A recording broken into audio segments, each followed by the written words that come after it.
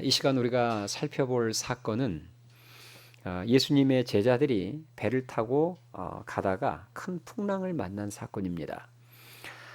제자들이 풍랑을 만나 큰 고난 가운데 있을 때 예수님께서 바다 위로 걸어서 제자들에게 오셨고, 예수님이 배에 오르자마자 큰 풍랑이 잠잠해진 사건이죠. 여러분의 삶 가운데도 크고 작은 고난이라는 풍랑이 있을 텐데요. 다가오는 새해에 주님의 함께 하심으로 말미암아 고난의 풍랑이 잠잠해지는 은혜가 여러분들의 삶 가운데 임하기를 주님의 이름으로 축원합니다. 우리가 오늘 본문의 사건을 보다 잘 이해하기 위해서는 바로 직전에 있었던 사건을 먼저 알 필요가 있습니다. 바로 직전에 있었던 사건은 그 유명한 오병이어의 이적이에요. 잘 아시죠? 예수님을 따르는 많은 사람이 해가 저물어서 배는 고픈데 빈들에서 먹을 것이 없을 그때, 위기의 때죠. 배는 고픈데 있는 장소는 빈들이에요. 먹을 것을 구할 수 없는 장소입니다. 그때 예수님께서 보리떡 5개와 물고기 2마리를 가지고 5천 명을 배불리 먹이고도 12바구니가 남는 놀라운 이적을 행하셨죠. 예수님은 이 오병이어의 이적을 통해서 당신이 전능하신 하나님이심을 나타내 보이셨습니다. 그리고 곧바로 제자들을 재촉해서 그 자리를 떠나셨는데요.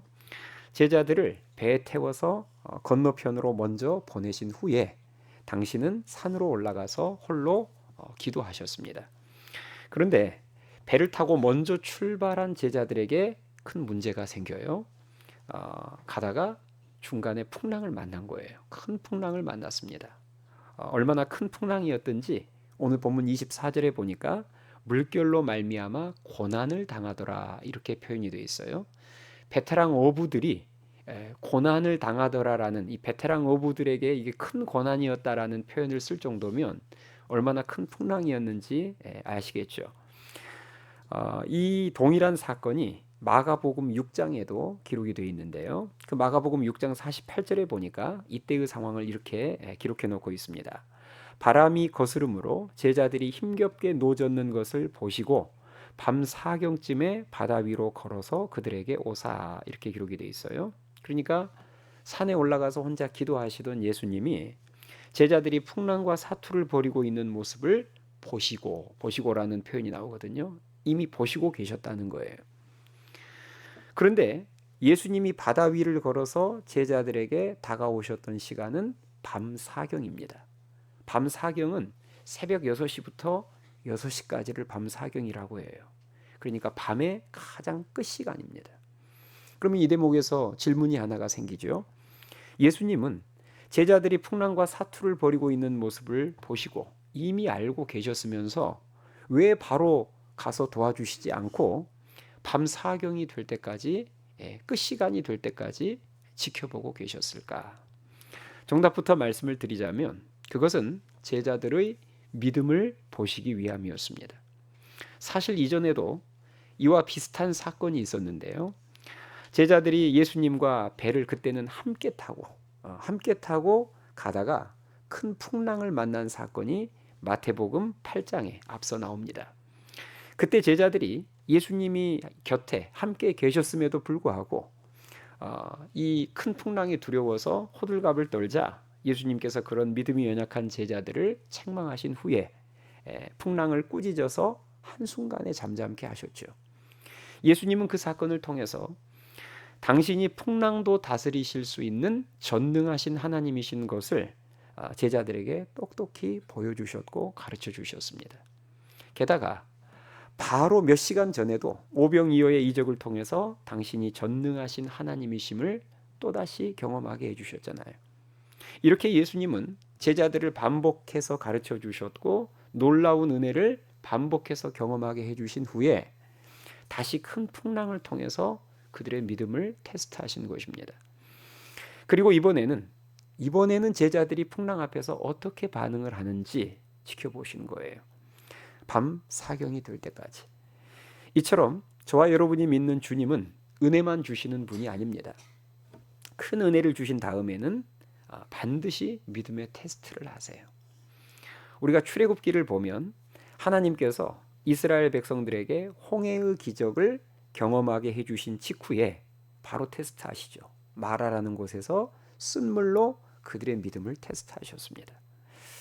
지금 그 테스트하셨던 주님이 풍랑을 앞서 꾸짖어서 잠잠케 하신 사건과 오병이어의 이적을 통해서 제자들을 다시 한번 가르쳐 주시고, 그리고 다시 큰 풍랑으로 제자들의 믿음을 테스트하신 것입니다. 왜 자꾸 이렇게 주님께서 우리의 믿음을 테스트하시느냐? 진짜 믿음은요, 고난과 위기 가운데 드러나기 때문입니다. 문제가 없을 때, 평안할 때는 다 믿음이 좋아 보여요. 우리 여러분, 건축물도 그렇지 않습니까? 태풍과 그리고 지진이 있기 전에는 다 잘 지어진 건물 같아 보여요. 그런데 큰 비가 내리고 태풍이 불고 그러면 그때 이제 부실 건축물들이 그때 드러나죠. 잘 지어진 건물이 그때 진가를 발휘하는 것처럼 성도도 마찬가지입니다. 하나님께서 결국은 그 성도의 믿음을 보시기 위해서 우리에게 때때로 삶의 고난과 위기를 허락하셔서 테스트하시는 것이죠.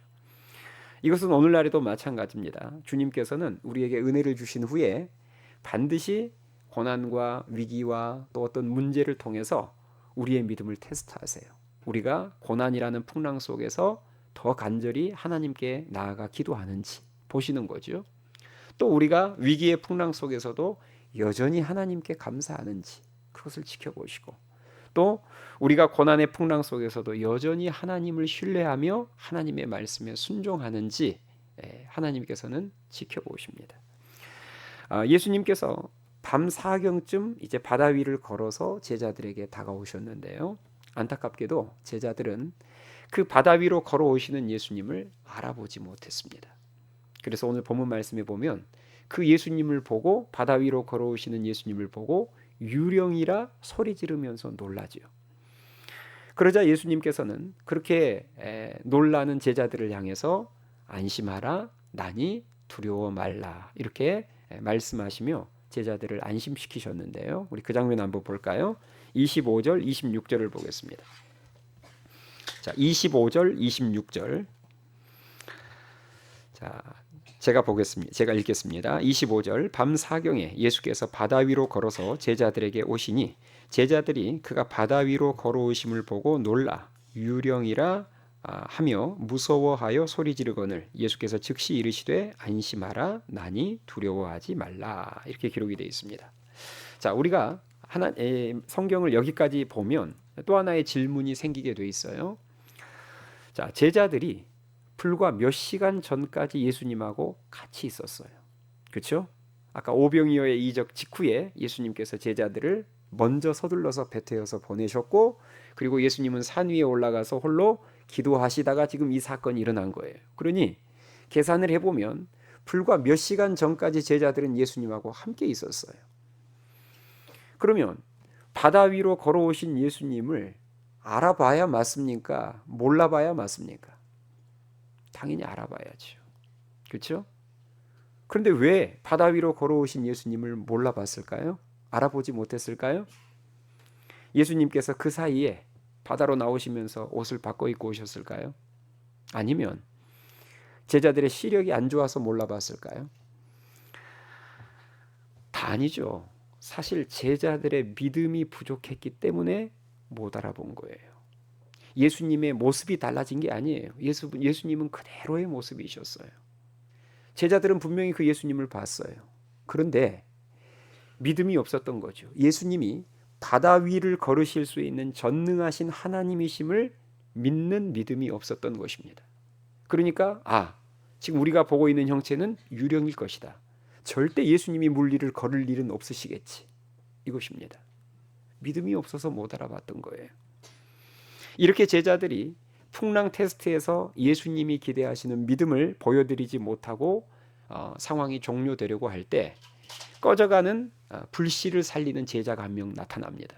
그 제자가 바로 수석 제자인 베드로였어요. 베드로가 그 순간 지금 모든 소망과 그 제자들을 향한 기대가 꺼져가는 그 순간 베드로가 예수님이 정말 기뻐하실 만한 믿음의 간구를 하는데요. 믿음의 요청을 하는데 한번 볼까요? 28절 말씀. 자, 28절, 29절 우리 두 절 말씀을 한 목소리로 같이 읽겠습니다. 28절, 29절 시작. 베드로가 대답하여 이르되 주여 만일 주님이시거든 나를 명하사 물 위로 오라 하소서 하니 오라 하시니 베드로가 배에서 내려 물 위로 걸어서 예수께로 가되. 아멘. 자, 방금 여러분이 보신 것처럼 베드로는 예수님에게 자신도 물 위를 뭐하게 해달라? 걷게 해달라고 요청을 했습니다. 예수님께서 이런 베드로의 요청을 들으셨을 때 마음이 어떨 것 같아요? 예수님 입장에서 베드로가 이런 요청을 했을 때 기쁘셨을 것 같아요? 아니면 그저 그랬을 것 같아요? 정말 기쁘셨을 거예요. 왜냐? 믿음이 없이는, 큰 믿음이 없이는 절대 이런 요청을 할 수가 없기 때문입니다. 예수님은 전능하신 하나님이시기에 제자인 저도 얼마든지 물 위를 걷게 하실 수 있는 분입니다라는 믿음이 없으면 이런 요청할 수 없습니다. 그래서 예수님께서는 기뻐하시면서 흔쾌히 허락하셨어요. 오라. 네. 그리고 베드로는 인류 역사의 전무후무한 물 위를 걷는 기적을 경험하게 됩니다. 저는 오늘 본문에 나오는 이 베드로의 모습이 너무 멋있어 보이고 항상 읽을 때마다 큰 도전이 됩니다. 왜냐? 보통의 제자들 같으면 이 순간 주님께 뭘 구했을까요? 자, 보통의 제자들 같으면 자, 지금 풍랑이 일고 있어요. 풍랑과 사투를 벌이고 있는데 저기에서 어떤 분이 오셨어요. 처음엔 유령이가 했는데 예수님께서 나니 두려워하지 말아라. 그래서 예수님인 걸 알았어요. 그러면 보통의 제자들 같으면 뭘 구할까요? 지금 뭘 구해야 될 상황이에요? 예, 풍랑이 좀 잠잠해지게 도와주십시오. 대부분의 제자들은 이걸 구할 거예요. 지금 이 힘든 상황을 벗어나게 해주십시오. 이걸 구하지요. 그런데 지금 베드로는 풍랑이라는 고난을 극복하는 정도가 아니라 그 수준을 뛰어넘어서 고난의 한복판에서 놀라운 주님의 역사를 경험하게 해달라고 구하고 있습니다. 지금 풍랑을 잠잠케 해달라고 구하는 게 아니라 이 풍랑 속을 저도 주님처럼 걸어갈 수 있도록. 차원이 완전 다르지 않습니까? 저는 우리 모두에게 이 베드로의 믿음이 있었으면 좋겠습니다. 내 삶에 어떤 고난이라는 풍랑이 있었을 때 하나님, 이 풍랑이 잠잠케 해주십시오. 이 정도의 간구가 아니라 하나님, 이 풍랑 속에서 제가 평생 잊지 못할 놀라운 주님의 역사를 경험하게 해주십시오. 이렇게 구할 수 있는 믿음이 우리 모두에게 있기를 주님의 이름으로 축원합니다. 사실 우리 하늘씨앗교회는 이런 놀라운 역사를 지난 코로나라는 풍랑이 일었을 때 이미 경험을 했습니다. 코로나 유행이라는 큰 풍랑이 있었던 그 3년, 2020년, 2021년, 2022년, 이 3년이라는 기간을 우리가 큰 피해 없이 그 정도 차원에서 지나갔던 것이 아니라 그 3년이라는 코로나 유행했던 고난의 기간에 우리 하늘씨앗교회는 이전에 경험하지 못했던 더 놀라운 성령의 역사, 주님의 역사를 경험했습니다. 알고 계시면 아멘 하시기 바랍니다. 제가 요즘 갑자기 한 일주일, 10일 전부터 우연한 기회로 과거 자료를 뒤지다가 요즘 무슨 바람이 저한테 좀 불었냐면 코로나 유행 초창기 때 했던 설교를 제가 요즘 뒤지고 있어요. 어떤 계기로 이게 한번 보기 시작하니까 이제 계속 보게 되는 거예요. 그래서 코로나라는 큰 풍랑이 일었을 때 내가 어떤 하나님의 말씀을 그때 성도들에게 전했나, 그리고 그로부터 4년 5년이 지난 지금 어떤 일들이 벌어지고 있는지를 이제 제가 갑자기 그런 일들이 제가 뭐가 계기가 있어서 그걸 요즘 보기 시작했어요. 그래서 제가 지금으로부터 만 4년 전인 2021년 1월 첫째 주일에 오늘 이 본문으로 제가 설교를 했더라고요. 만 4년 전에 2021년 1월 첫째 주일에 이 본문으로 설교를 했는데 제목이 물 위를 걷는 믿음이 필요하다라는 제목으로 설교를 했더라고요. 그러니까 2021년 1월이니까 코로나 유행이 본격적으로 시작된 지 만 1년이 조금 못된 시기입니다. 그런데 그때 한참 이제 코로나 유행이 심할 때 아닙니까? 만 1년이 좀 못됐을 때니까. 근데 그때 제가 이런 설교를 했더라고요. 오늘 본문으로. 제가 그 설교의 일부를 그대로 읽어드릴게요. 저는 오늘 본문에 나오는 베드로의 모습이 큰 도전이 됩니다. 왜냐하면 큰 풍랑을 만난 고난의 때 믿음으로 그 고난을 극복한 정도가 아니라 극복을 넘어서서 놀라운 주님의 역사를 홀로 경험하고 있기 때문입니다. 저는 우리 하늘시학교의 성도들이 이런 꿈을 꿨으면 좋겠습니다. 지금 코로나라는 큰 풍랑이 일고 있는 이 고난의 때 믿음으로 이 고난을 극복하게 해달라고만 기도할 것이 아니라 오히려 이 고난 속에서 이제까지 경험해 보지 못했던 놀라운 주님의 역사를 경험하게 해달라고 베드로처럼 구하여 경험해야 하지 않겠습니까? 지금은 모두가 힘들고 어려운 시기이기에 잘 버티는 것이 목표가 되어버린 경우가 많습니다.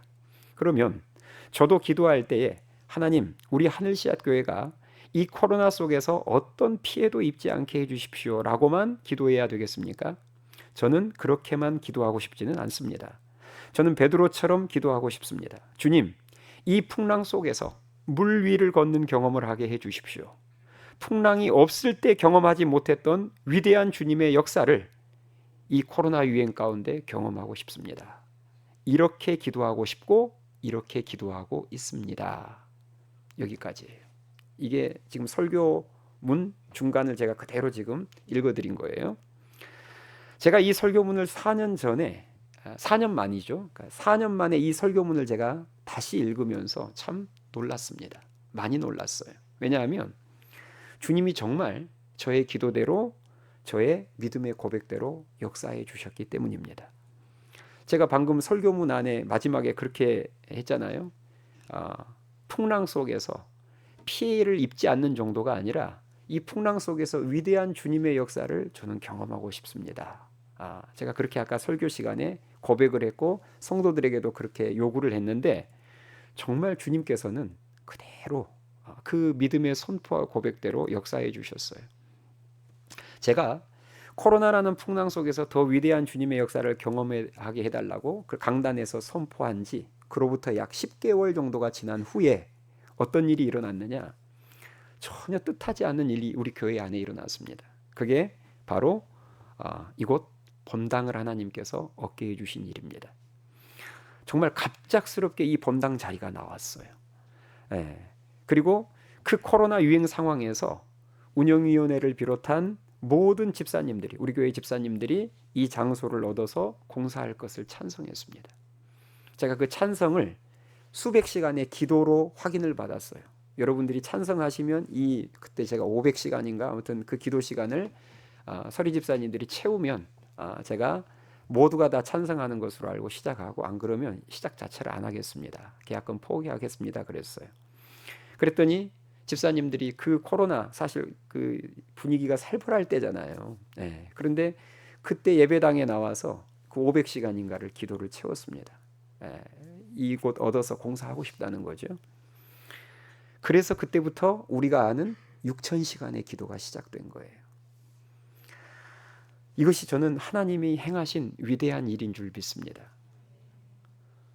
여러분 한번 잘 생각해 보세요. 이 6,000시간 기도가 단순히 수치가 놀라운 게 아니라 코로나로 인해서 모든 예배가 온라인 예배로 대체되고 있는 그 상황 속에서 예배가 온라인 예배로 대체되니 기도회들은 다 없어지고 있는 상황이죠. 새벽 기도회, 금요 기도회가 다 이제는 없어지고 다 축소되고 있는 그 상황 속에서 하나님께서는 우리들에게 본당의 자리가 나게 하시고 성도들의 마음을 감동하사 다 이것이 하나님께서 여신 문이고 하나님의 뜻임을 확신하면서 온 성도들이 다 합력해서 6,000시간 릴레이 기도를 했어요. 그래서 성도들이 예배당에 나와서 1시간 기도하고 스티커 하나 붙이고 해서 3,000판짜리 스티커판을 2판을 갈았습니다. 저는 예배당을 주신 은혜보다도 사실 그 은혜가 더 크다고 생각해요. 코로나로 인해서 기도회가 다 사라지는 순간 우리 하늘씨앗교회는 역사상 최고 많이 기도했습니다. 할렐루야. 이건 사람의 작품이 아니죠. 6,000시간을 기도하는 가운데 하나님께서는 대출 없이 공사하게 하시고 안전사고 없이 공사하게 하셨고 공사에 차질 없이 잘 본당 공사를 마치게 해주셨고요. 그리고 본당 공사를 마치자마자 철야 기도회가 시작됐고, 놀랍지 않아요? 이 코로나 기간에 기도회가 점점 축소되고 없어지는 판국에 우리는 없었던 새벽 1시 반까지 기도하는 철야 기도회가 생겨나고, 그리고 코로나 이전과는 비교할 수 없을 만큼 전도와 선교의 문을 활짝 열어주셨음을 믿으실 수 있기 바랍니다. 여러분이 다 증인들이시잖아요. 코로나 기간에 예배당의 변화만 있었던 것이 아니라 성도들의 신앙에도 그 6,000시간의 기도를 통해서, 없었던 철야 기도를 통해서 아름다운 변화가 있었던 거예요. 그러니까 코로나에서 빠져나오자마자 선교와 전도의 문이 이렇게 활짝 열렸죠. 이렇듯 하나님께서는 제가 말씀을 선포하고 기도한 대로 코로나라는 풍랑이 있었을 때 오히려 물 위를 걷는, 이전에 체험하지 못했던 기적을 경험하게 해주셨음을 믿으실 수 있기 바랍니다. 저만 경험한 게 아니라 우리 모든 하늘씨앗교회 성도들이 같이 경험을 했죠. 우리는 지난 코로나 기간에 하나님께서 우리 교회에게 허락하신 이 놀라운 역사를 절대로 잊어서는 안 됩니다. 왜냐? 코로나에서 빠져나온 지금 우리는 또 다른 풍랑을 만났기 때문이에요. 제자들이 오늘 두 번째로 풍랑을 만났을 때 뭘 기억해야 됐을까요? 과거에 첫 번째로 풍랑을 만났을 때를 기억했어야죠. 맞죠? 그때 예수님께서 주셨던 가르침, 예수님이 보여주셨던 그 놀라운 역사를 기억했다면 이 두 번째 풍랑을 만났을 때 제자들이 주님이 기대하시는 모습을 아마 보여드렸을 거예요. 지금 우리는 또 다른 풍랑을 만났는데 어떤 풍랑을 만났습니까? 역대급 경제 위기라는 풍랑을 만났고 또 정치적인 위기라는 풍랑을 만났습니다.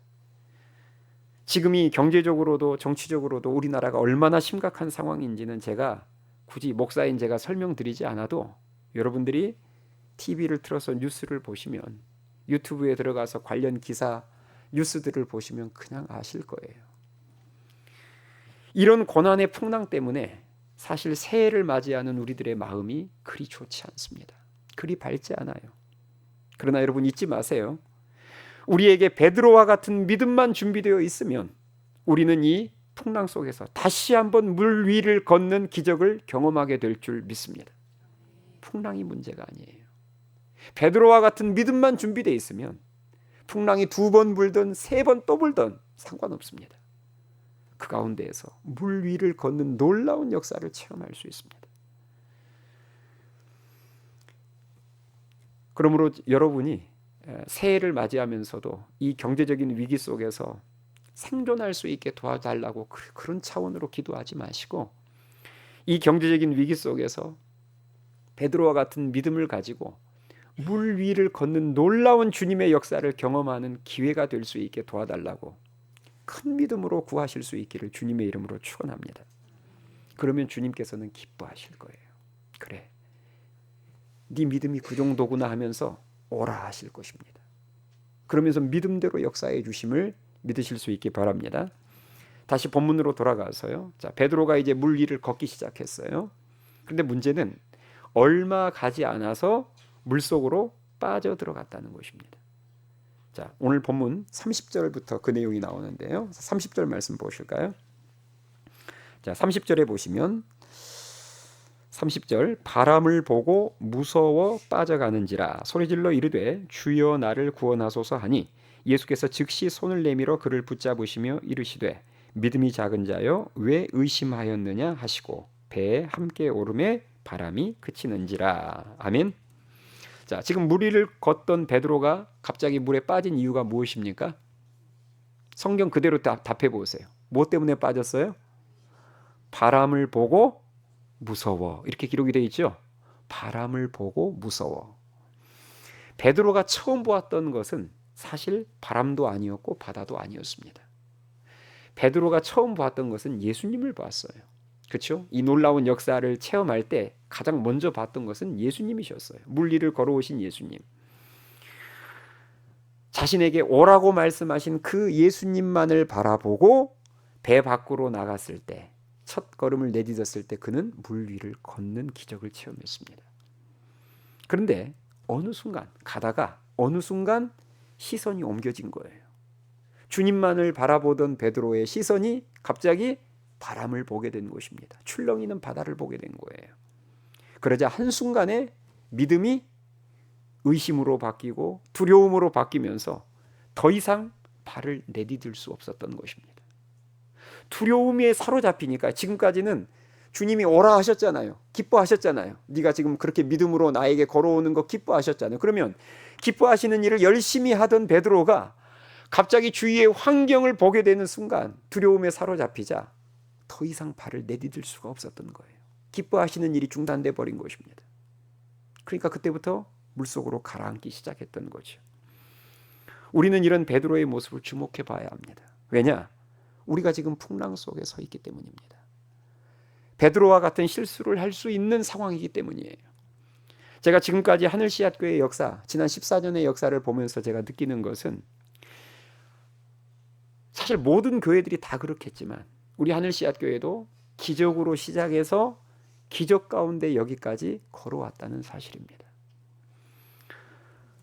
출발할 때, 시작할 때, 개척을 시작할 때 너무 부족했기 때문에 주님만을 바라볼 수밖에 없었고, 어떻게든 주님이 기뻐하시는 일들을 열심히 해보려고 몸부림을 쳤을 때 주님께서는 참 기적 같은 은혜들을 많이 부어주셨습니다. 그래서 우리 교회가 여기까지 성장할 수 있었어요. 그런데 14년을 걸어온 지금, 기적 속에서 14년을 걸어온 지금 제가 갑자기 시선을 주님을 바라보지 않고 제가 밤이 되면 뉴스만 보고 있고 성경 말씀과 기도를 통해서 주님 바라보는 일은 소홀히 하고 제가 시간만 나면 뉴스 틀어서 보고 있고 유튜브에 올라오는 최근 기사 뉴스 영상들을 쭉 보고 있으면 어떤 일이 벌어질까요? 그때부터 제 마음이 흔들릴 거예요. 바람을 보고 바다를 보면 그것만 계속 보고 있으면 우리의 마음은 흔들릴 수밖에 없습니다. 경제 위기라는 그 바람이 주는 두려움에 어느 순간 사로잡히게 되면 지금까지 했던 주님이 기뻐하셨던 일들이 갑자기 전부 위험하게 느껴질 것입니다. 다시요. 우리가 바람을 보면서 두려움에 사로잡히게 되는 순간 지금까지 해왔던 주님이 기뻐하셨던 일들이 어느 순간부터 엄청나게 위험한 일로 느껴지기 시작할 거예요. 이렇게 내가 계속 가다가는 우리 교회에 재정에 문제가 생길 것 같고 하나님이 기뻐하시는 선교, 구제 전부 다 나눠주고 퍼주는 일 아닙니까? 우리 교회가 우리 땅 한 평도 없는 교회인데 그런데 우리가 이렇게 계속 지금 주님이 기뻐하시는 일을 한다고 지금 이 경제적인 위기 이렇게 상황이 좋지 않는데도 계속해서 나누고 퍼주고 하면 이거 이러다가 우리 교회 망하는 거 아닌가? 이런 생각이 얼마든지 들 수 있다는 거예요. 그렇게 되면 어떤 일이 벌어질까요? 그럼 이제 선교비 줄여요. 구제비 줄여요. 왜? 이제 계산기 누르면서 선교비 줄이고 구제비 줄이고 또 주일학교 예산 다음 세대 신앙을 위한 주일학교 예산도 줄이고 다 줄이는 거예요. 이렇게 하나님께서 기뻐하시는 일들을 축소시키고 중단하게 되면 그 순간부터 교회는 영적으로 침몰하기 시작합니다. 베드로처럼. 이것은 교회만 그런 게 아니라 가정도 마찬가지고 개인도 마찬가지입니다. 주님만 바라보면서 주님이 기뻐하시는 일들을 열심히 할 때는 기적으로 살아가지만 그러나 어느 순간 바람과 파도를 보면서 큰일 났구나, 위험한 상황이구나 하면서 그때부터 계산기를 누르기 시작하며 주님이 기뻐하시는 일을 멈출 때에 그때부터 개인이든 교회든 침몰해 가게 돼 있어요. 우리는요, 우리 하늘씨앗교회는 여기까지 계산해서 오지 않았습니다. 하늘시학교회는 처음부터 계산이 나오지 않았던 교회였어요. 오직 주님만을 바라보며 주님이 기뻐하시는 일들을 향해 믿음으로 발을 내디뎠을 때 주님이 여기까지 물 위를 걷게 해주셨음을 믿으실 수 있기 바랍니다.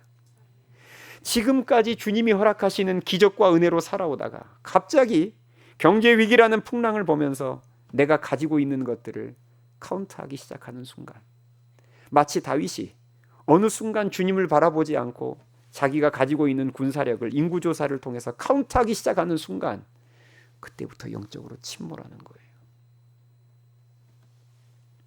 오직 주님만을 바라보던 내가 주님이 기뻐하시는 일이라면, 계산이 나오지 않아도 믿음으로 나아갔던 내가 바람이 부는 환경과 내가 가지고 있는 것들을 계산하며 하나님이 기뻐하시는 일들을 축소, 정리, 중단한다면 예외 없이 그때부터 오늘 베드로처럼 침몰하게 될 겁니다. 우리가 지금까지 하나님의 은혜로, 하나님이 주신 기적으로 살아왔음을 잊지 마세요. 제가 오늘 대표로 우리 교회 이야기를 했지만 여러분 한 사람 한 사람 개개인의 삶을 들여다봐도 똑같을 거예요. 여러분이 한번 여러분들의 삶을 되돌아보면 어느 한순간 하나님의 은혜가 아니었던 순간이 없고 하나님의 기적이 아니었던 순간이 없었음을 알게 될 겁니다.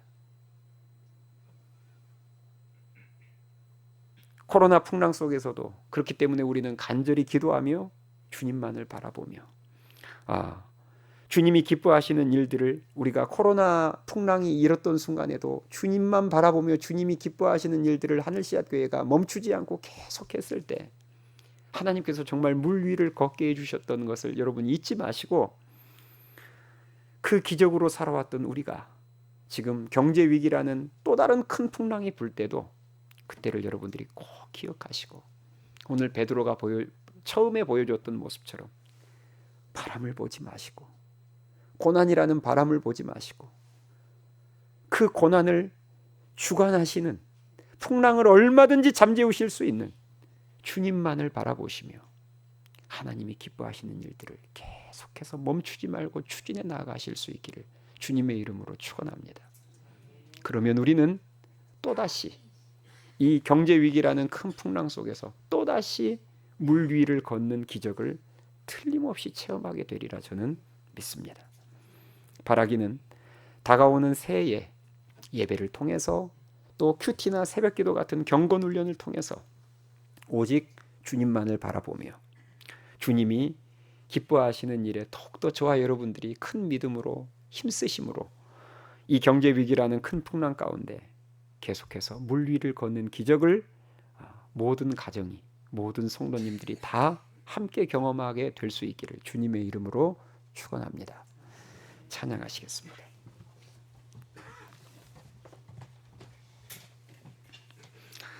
우리 시간에 오늘 주신 말씀을 생각하면서 찬양할 때, 하나님, 우리의 삶에 고난이라는 큰 풍랑이 일 때 오직 바람을 보지 않고 오직 주님만을 바라볼 수 있게 도와주십시오. 주님만을 바라보며 주님이 기뻐하시는 그 일을 계속해 나갈 수 있도록 도와주셔서 물 위를 걷는 기적을 다시 한번 경험할 수 있게 은혜를 베풀어 주시는 마음으로 찬양합시다.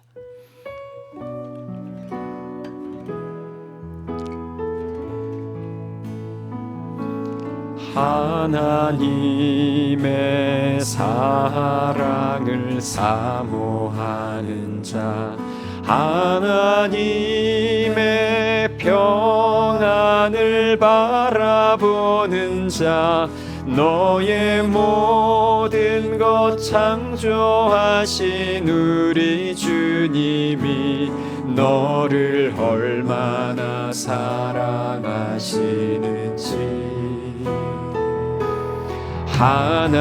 하나님께 찬양과 경배하는 자, 하나님의 선하심을 닮아가는 자, 너의 모든 것 창조하신 우리 주님이 너를 자녀 삼으셨네. 하나님 사랑의 눈으로 너를 어느 때나 바라보시고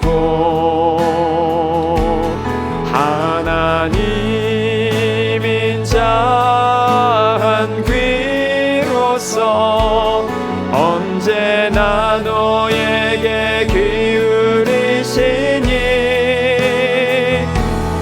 어두움에 밝은 빛을 비춰주시고 너의 작은 신음에도 응답하시니 너는 어느 곳에 있든지 주를 향하고 주만 바라볼지라. 우리 처음부터 다시 고백합니다. 하나님의 사랑을 사모 하나님의 평안을 바라보는 자 평안을 바라보는 자 너의 모든 것 창조하신 우리 주님이 너를 얼마나 사랑하시는지 하나님께 찬양과 경배하는 자 찬양과 경배하는 자 하나님의 선하심을 닮아가는 자 너의 모든 것 창조하신 우리 주님이 너를 자녀 삼으셨네. 하나님 사랑의 눈으로 하나님 사랑의 눈 너를 어느 때나 바라보시고 때나 바라보시고 하나님 인자한 귀로서 인자한 귀 언제나 너에게 기울이시니 기울이시니 어둠의 밝은 빛을 비춰주시고 밝은 빛을 비춰 너의 작은 신음에도 응답하시는 신음에도 응답하시니 너는 어느 곳에 있든지 주를 향하고 주만 바라보 하나님 사랑의 눈으로 하나님 사랑의 눈 너를 어느 때나 바라보시고 때나 바라보시고 하나님 인자한 귀로서 하나님 인자한 귀 언제나 너에게 기울이시니 기울이신 어두움의 밝은 빛을 비춰주시고 밝은 빛을 비춰 너의 작은 신음에도 응답하시니 신음에도 응답 너는 어느 곳에 있든지 주를 주만 바라볼지라 바라볼지라 주만 바라볼지라 주만